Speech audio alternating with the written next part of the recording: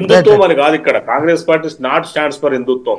Entire Indian people, భారతీయతకు ఇది జాతీయతకు అర్థం పడుతుంది. సునీత గారు ఎట్లా చూస్తారు? బీజేపీ బీఆర్ఎస్ పవిత్ర బంధం గురించి నిన్న మొన్న నెట్టింట్లో చక్కర్లు కొడుతున్నాయి. బీజేపీ బీఆర్ఎస్ ఫెవికాల్ బంధం గురించి పెద్ద ఎత్తున చర్చలు జరుగుతున్నాయి.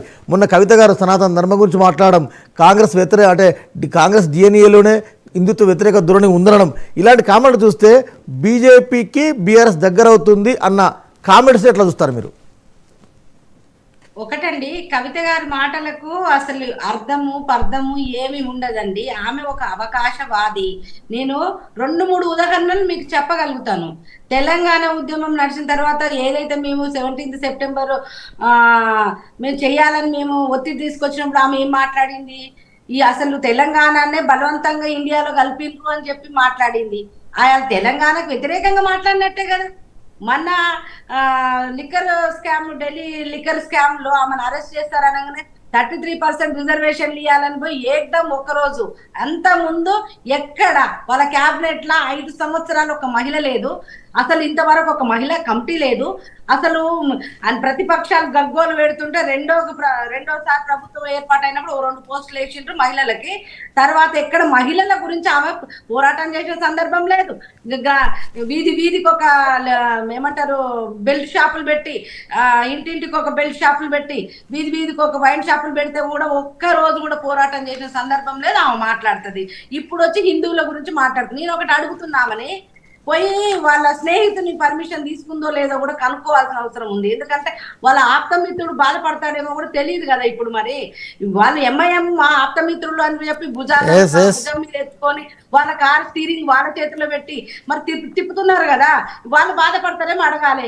అంతేగాని పూజ చేస్తున్న ప్రతి ఒక్కరు పూజారి అయిపోరండి. నేను కూడా రోజు పూజ చేస్తాను. నేను పూజారిని అయితేనా?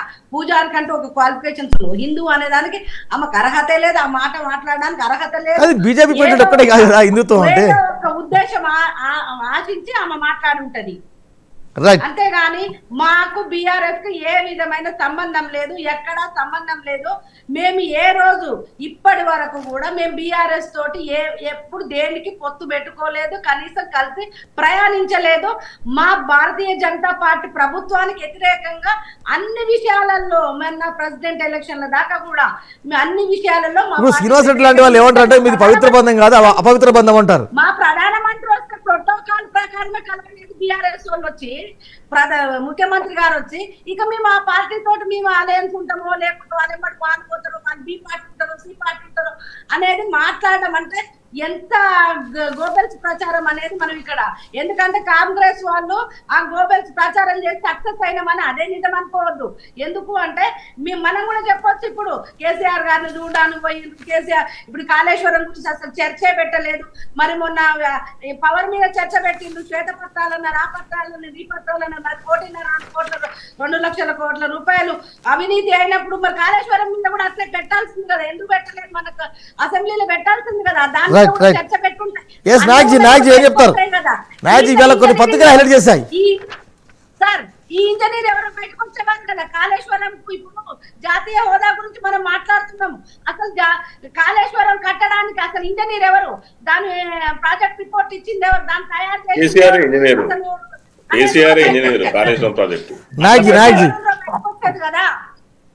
బీఆర్ఎస్ దారు వాళ్ళు బీఆర్ఎస్ వాళ్ళు బీఆర్ఎస్ వాళ్ళు కాంగ్రెస్ వాళ్ళు ఒకటైపోయి మాట్లాడుతుంది. కానీ అక్కడ కాళేశ్వరం కీలాడని పెట్టలేదు అంటే వాళ్ళు మళ్ళీ కలిసిపోయినారు అన్నట్ట.